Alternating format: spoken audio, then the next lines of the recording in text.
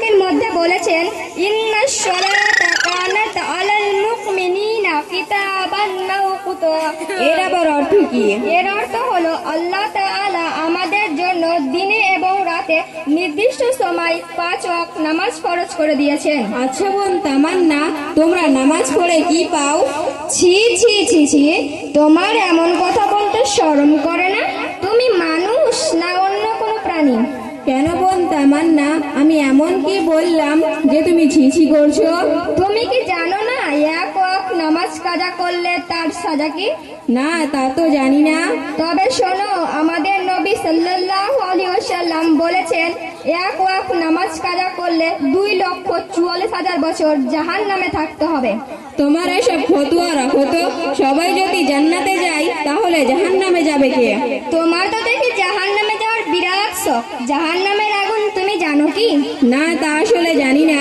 তবে শোনো, আমাদের নবী সাল্লাল্লাহু আলাইহি ওয়াসাল্লাম হাদিস শরীফের মধ্যে বলেছেন, জাহান্নামের আগুন দুনিয়ার আগুনের চেয়েও 70 গুণ বেশি হবে। যখন হবে তখন দেখা যাবে। আচ্ছা, তবে একটা কাজ করো, ইট ভাটার আগুনে 5 মিনিট পা দিয়ে রাখতে পারবে? না, তা আসলে পারবো না। তুমি আমাকে এত বোঝাতে এসো না তো। আসলে শয়তানে তোমাকে মাকড়াসার জালের মতো ঘিরে ফেলেছে। তোমাকে দুনিয়ার পথে ফেরানোটা অনেকটা কঠিন। তুমি এত বকো না তো। আমি নামাজ পড়ি আর না পড়ি, তুমি আমার কবরের হিসেবটা দেবে কি? না, তা আসলে দেব না, কারণ তুমি একজন মুসলিম বোন, তাই তোমাকে বলার অধিকার ছিল, তাই বললাম। তুমি নামাজ পড়ো আর না পড়ো সেটা তোমার ব্যাপার। আচ্ছা বোন তামান্না, তুমি যা বলছো সব ঠিক বলছো? হ্যাঁ, আমি অবশ্যই ঠিক বলছি। নবী সাল্লাল্লাহু আলাইহি ওয়াসাল্লাম বলেছেন, বাইনাল আবদি ওয়া বাইনাল কুফরি তারকুস সালাত।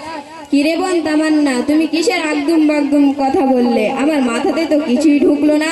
না, তা আসলে ঢুকবে না, কারণ তুমি প্রতিদিন বাজারে যাবে, বাজারে গিয়ে মোবাইল ফোনে ব্যস্ত থাকবে, তা তোমার মাথায় ঢুকবে কি করে? আরে বোন তামান্না, তুমি যে সব আগদুম বাগদুম কথা বললে, এর আবার মানে কি? এর মানে হলো আমাদের নবী সাল্লাল্লাহু আলাইহি ওয়াসাল্লাম বলেছেন, একজন বেঈমান ব্যক্তি ও একজন ইমানদার ব্যক্তির মধ্যে পার্থক্য হলো নামাজ। কি, আমি নামাজ পড়ি না বলে আমি বেঈমান হয়ে গেছি? হ্যাঁ, তুমি অবশ্যই বেঈমান হয়ে গেছো। নবীজি সাল্লাল্লাহু আলাইহি ওয়াসাল্লাম এর হাদিস তো সেটাই প্রমাণ করে। ঠিক আছে, আমি আর নামাজ কাজা করব না। আমি কাল থেকে নামাজ পড়বো ইনশাআল্লাহ। আর কাল করো না তো। কাল যদি আবার কোনো কাজের মধ্যে জড়িয়ে পড়ো তাহলে আর নামাজটা পড়া হবে না। ঠিক আছে, আমি আজই তোমার সঙ্গে নামাজ পড়তে যাব ইনশাআল্লাহ। আচ্ছা, তুমি তো নামাজ পড়বে, তাহলে সূরা ফাতিহাটা বলো তো। আলহামদুলিল্লাহি রাব্বিল আলামিন রহমানির রহিম মালিকি ইয়াউমিদ্দিন ইয়াকা নাবুদু ওয়া ইয়াকা নাস্তাইন ইহদিনাস সিরাতাল মুস্তাকিম সিরাতাল লাযিনা আন'আমতা আলাইহিম গায়রিল মাগদুবি আলাইহিম ওয়ালাদ-দাল্লিন আমিন। কিরে বোন, আবার কেমন সূরা ফাতিহা? এমন তো কখনো শুনিনি।